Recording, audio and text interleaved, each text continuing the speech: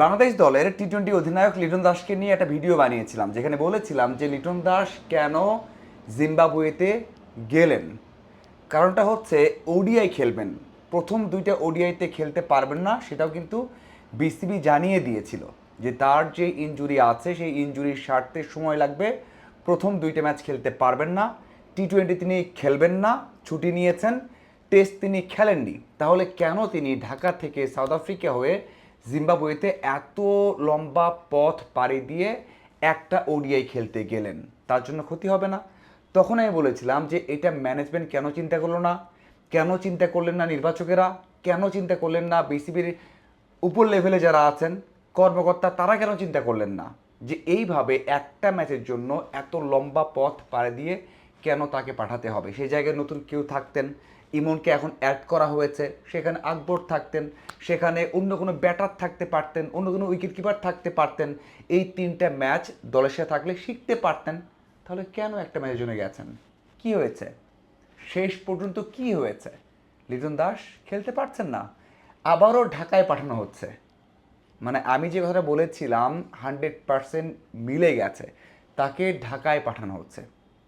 তাহলে চিন্তা করে দেখুন তো, কত বড় অদক্ষ হলে বা অদক্ষতা থাকলে এই কাজটা করা যায়।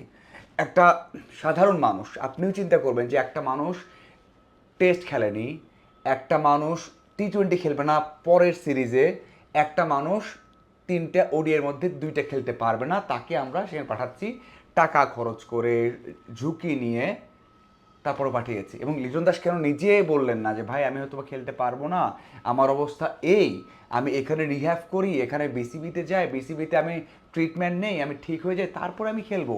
সামনে তো অস্ট্রেলিয়া সিরিজ আছে ভাই। বাংলাদেশ দলের জন্য অস্ট্রেলিয়ার বিপক্ষে ওডিআই হয়েছে, যখন 25 থেকে 27 ম্যাচের মধ্যে কোনো 50 নেই লিটন দাসের ওডিআইতে, তখন একটা 50 জন্য তিনি মাঠে নেমেছেন। মানে মাঠে ইনজুরিতে পড়েছেন, মানে গরম ছিল, হ্যামস্ট্রিং হয়েছে, চলে গেছেন, কিন্তু শেষের দিকে ব্যাটিংয়ে নেমে তিনি কিন্তু 50 করেছেন। এবং ওই যে এক্সট্রা প্রেশার পড়েছে, সেই ইনজুরিটার ভালোভাবেই ক্ষতি করেছে। এরপর তিনি টি-20 সিরিজ খেলতে পারেননি চট্টগ্রামে, সেখানে প্রেস কনফারেন্স করেছেন, মাঠে নামবেন, খেলবেন, কিন্তু শেষ পর্যন্ত খেলতে পারেননি।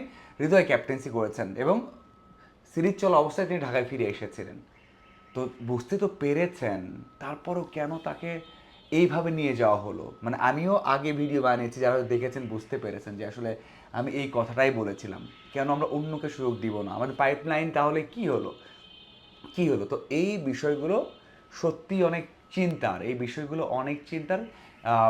এটা কে চেয়েছেন, কেন চেয়েছেন, সেটা আসলে বোঝা কঠিন। তো যাই চাক না কেন, আমার মনে হয় এটা কোনোভাবেই ঠিক হয়নি। এটা একটা এক্সাম্পল হতে পারে, এটা এখান থেকে শিক্ষা নেওয়ার আছে যে সামনে অস্ট্রেলিয়া সিরিজ ভাই, মানে অস্ট্রেলিয়া এগেনস্টে ভালো করতে হলে লিটন দাসকে ভালো করতে হবে। টেস্ট ম্যাচ, অস্ট্রেলিয়া মাটিতে ঐতিহাসিক টেস্ট ম্যাচ, যদি এখানে খেলতে নেমে, এই যে ফুল ফিট হননি, খেলতে নামতেন যদি কোনো কারণে, নামার পরে আবারও বড় ইনজুরিতে পড়তেন, তাহলে কি হতো?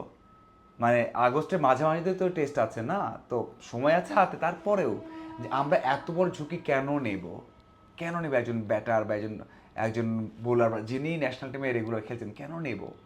তা আমরা তো ওই জায়গাতে একেবারে নিউ কাউকে, মানে হয়তো ম্যাচ খেলানো হবে না, ম্যাচ খেলবে না, ম্যাচ খেললেও কি যায় আসে? জিম্বাবুয়ে এগেনস্টে বাংলাদেশ দল খেলছে তো, হারছে তো, মানে জেতার কথা, তারপরেও খেললেও কি আছে? নতুন কাউকে এখন ডেবিউ করলে সমস্যা কি? সমস্যা তো নেই, তারপরেও কেন পাঠানো হয়েছে? মানে এটা একেবারেই বোধগম্য নয়। এই ভুলগুলো একের পর এক হচ্ছে।